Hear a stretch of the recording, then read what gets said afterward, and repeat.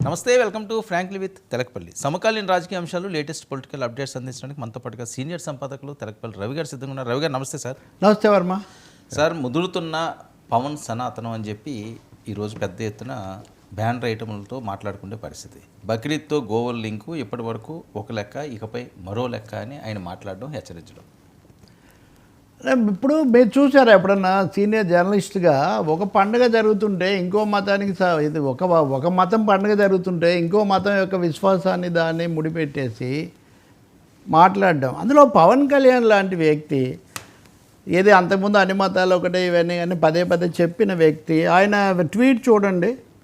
ఆయన సనాతనం బాగా ముదురుతున్నట్టుంది. రాజును మించిన రాజభక్తిలాగా, మోదీని మించిన సనాతనవాదిలాగా పవన్ కళ్యాణ్ గారు మారిపోతున్నారు. ఇది పవన్ కళ్యాణ్ వ్యక్తిగత ట్వీట్ కాదు, deputy chief minister of Andhra Pradesh ఇస్తున్నటువంటి ట్వీట్. చంద్రబాబు కానీ ఎవరు ఇవ్వలేదు. ఇంకొక మాట ఏంటంటే ఇచ్చారు. ఎవరు ఇచ్చారు? కర్ణాటకలో బజరంగ దళ వాళ్ళు ఇచ్చారు. ఢిల్లీ ప్రభుత్వం ఇచ్చింది. వాళ్ళు కూడా జాగ్రత్తగా ఇచ్చారు. బజరంగ దళ అంటే సరే, పవన్ కళ్యాణ్ ఏమంటారు? గోవులను పవిత్రంగా పూజించే సంస్కృతి ఉన్న సమాజం మనది, అటువంటి గోవులను వధించేందుకు చట్టాలు అంగీకరించవు. ఓకే, గో సంరక్షణపై ప్రత్యేక దృష్టి. బక్రీద్ తరుణంలో కొందరు గోవులను దొంగచాటుగా కబేళాలకు తరలించే అవకాశం ఉంది అని ఉప ముఖ్యమంత్రి గారు చెప్పడం ఏంటండి? బక్రీద్ ఏంటి బక్రీద్కు వ్యతిరేకంగా? ఇది ఆల్మోస్ట్ బక్రీద్ మీద సందేహాలు వెలిబుచ్చేటటువంటి వ్యాఖ్య కదా. మరి చంద్రబాబు గారు ఎంతో అనుభవజ్ఞుడు, ఎన్నోసార్లు ఇవన్నీ చేశారు.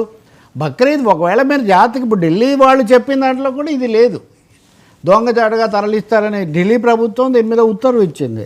ఇదే అంటున్నా నేను, ముదిరింది అని. నేను ఇంకా మీకు 4 రెఫరెన్స్లు ఇస్తా. ఇదే రోజు సుప్రీంకోర్టు మహారాష్ట్రలో విశాల్ పహాడ్ అనేటటువంటి ఒక పెద్ద కోట బయట జంతు బలి ఏది అక్కడ లాంఛనంగా దేవుడి ముందు ఇది ఇస్తుంటారు, దీన్ని ఆపాలి తక్షణం అని ఒకడు పిటిషన్ వేసాడు. హైకోర్టు న్యాయమూర్తి కరోల్ అని ఆయన త్రిపుర నుంచి వచ్చాడు. ఆయన ఏం చెప్పాడు తెలుసా? ఏమంత అర్జెంట్ ఏం లేదు, నువ్వు అంత గొంప మునిగిపోయినట్టు రావాల్సిన అవసరం లేదు, చాలా పురాతన స్థలాల్లో చాలా జరుగుతుంటాయి, వాటన్నిటి మీద ఈ రోజు పిల్ తీసుకొని చేయాల్సినంత అవసరం లేదు. నేను త్రిపుర హైకోర్టు న్యాయమూర్తిగా ఉన్నప్పుడు ఒక తీర్పు ఇచ్చాను వీటన్నిటిని నిషేధిస్తూ. ఆ తీర్పును సుప్రీంకోర్టు పక్కన పెట్టింది. ఇప్పుడు నేను సుప్రీంకోర్టుకు వచ్చాను, తర్వాత విచారిద్దాము అని. అంటే నేను చెప్తుంది భారతదేశం యొక్క అత్యున్నత న్యాయస్థానం తీసుకున్నటువంటి వైఖరి ఇది. ఓకే, అదే ఇక్కడ జరుగుతాయి అవి ఇవి అని చెప్తే, the Supreme Court on Friday refused an urgent hearing for a petition filed against Bombay high court. అంతకుముందు బాంబే హైకోర్టు కూడా అనుమతి ఇచ్చింది. బాంబే హైకోర్టు అనుమతిని రద్దు చేయాలని సుప్రీంకోర్టుకు వస్తే సుప్రీంకోర్టు దాన్ని తోసిపుచ్చింది. అంటే పవన్ కళ్యాణ్ గారు చెప్పేది న్యాయానికి ఎంత దూరంగా ఉంది అన్నదానికి నేను చిన్న ఉదాహరణగా చెప్తున్నా.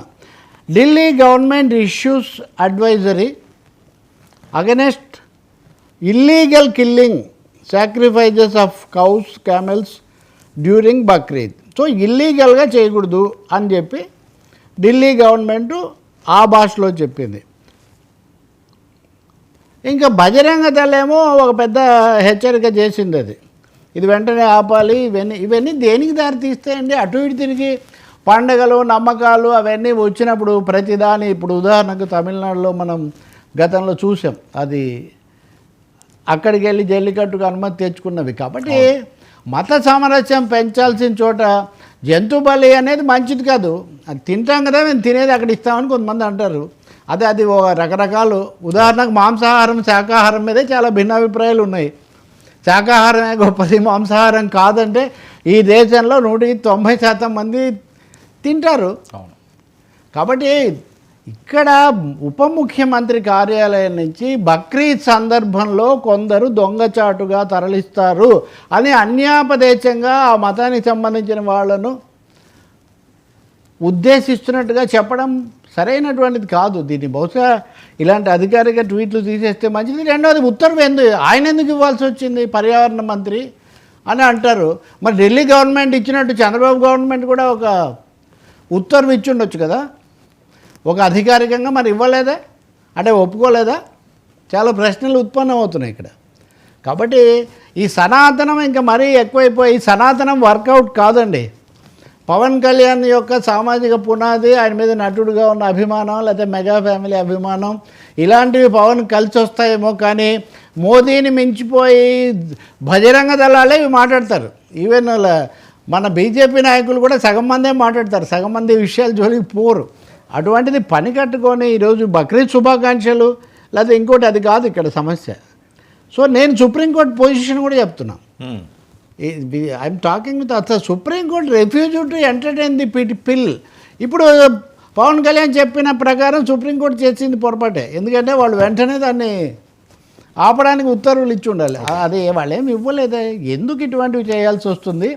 ఇది పవన్ కళ్యాణ్ యొక్క విధానమా లేకపోతే చంద్రబాబు నాయుడు కూటమి ప్రభుత్వం యొక్క విధానమా? అదే అయితే ప్రతి చోట కలెక్టర్లు ఇలాంటి ఉత్తర్వులు ఇచ్చారా?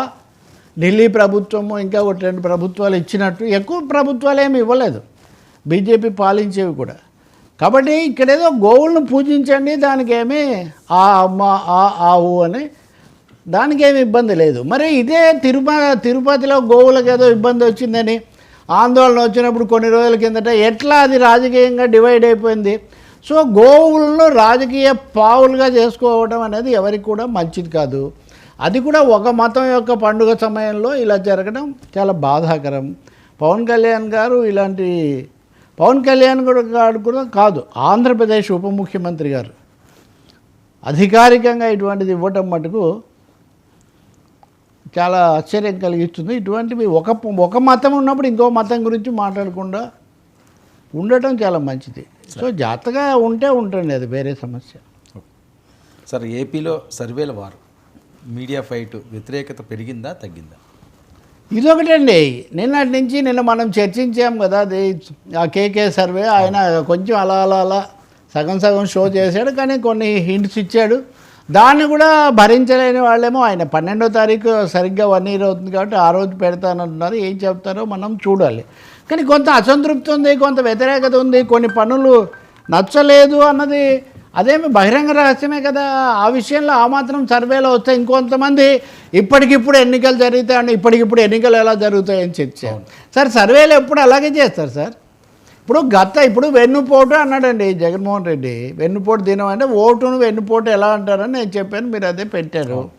కానీ జగన్మోహన్ రెడ్డి గెలిచినప్పుడు చంద్రబాబు నాయుడు ఏమన్నాడు, పిచ్చి పట్టినట్టుగా జనం ఓట్లు వేశారు. ఇది ఆయన వాడిన మాట.